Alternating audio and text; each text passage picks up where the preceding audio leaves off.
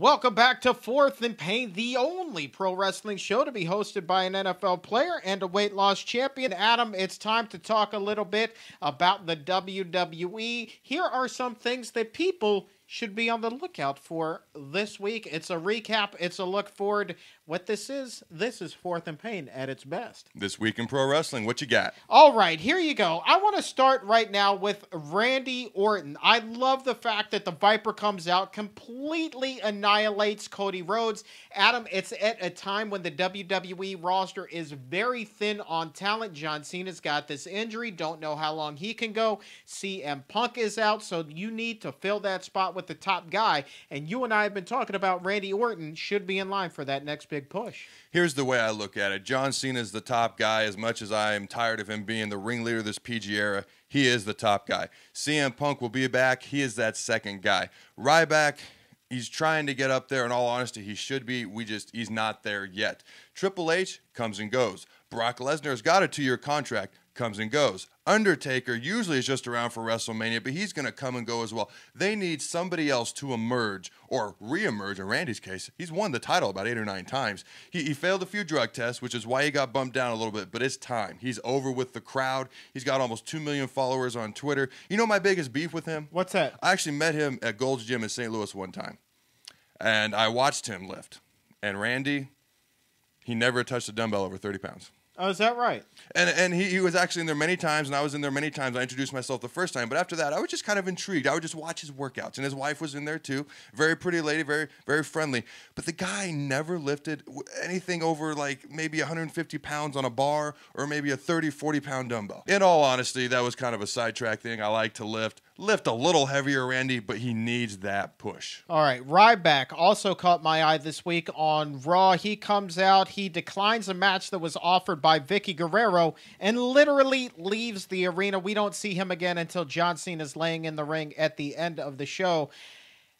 Do you like this? I mean, this is kind of a new little wrinkle thrown in there. He's kind of calling his own shots now. It gives him a little bit more of that kind of badass prestige. I don't like anything they've done with Ryback ever since they put him in that Hell in a Cell match. Multiple WWE Championship opportunities, loses every big match he's in, lost every title match. The Shield keeps beating up on him just like a big kid beating up on a little kid in the playground.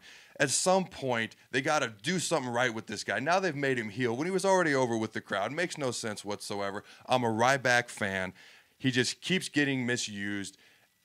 And it's hard to watch him right now. He should be that third major guy. It's very frustrating to me. We've talked about it in the past. Well, here's my thing. He can't lose if he isn't wrestling, and when he wrestles, he loses. So for him to not wrestle the match, I think that this is actually a big step forward for him as a character. And now you just mentioned the Shield. This is my next talking point. The Shield really like what they're doing. You know, I was concerned that this is a trio, a faction that wasn't really having a home. They were just come out and randomly kicking ass.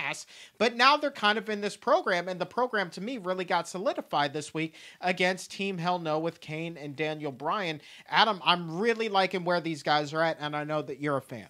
I am a fan of the Shield. You weren't crazy about them at first. No. I liked them from the beginning. I like the way they do their promos where they pick the camera up off the ground, where it's kind of like fuzzy.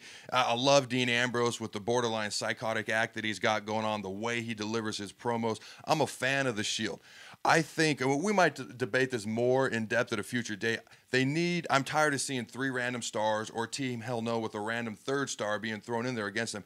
They need to develop a counter faction, and 3-man band is not it. May I just throw that out there? No, we just saw that on Monday. Oh, God, that was horrific. They all need to just, anyways, 3-man band is not it. They need to come up with a counter faction, and to me, that's what would be interesting, to see 2 factions go against each other. I just don't know who would make up that faction. Well, that's a topic for another day. Last thing before we move on, the one thing from Raw that I really liked is this tease that Kaitlyn now has a secret admirer. Who is it? I don't know, but I'm all in for this one. I have a feeling it's the guy to my right. It could be. I have a feeling it's the desperate individual sitting to my right. Hey, sweetness, I want to take off your title. All right. Whoa. Hey, whoa. hey, baby.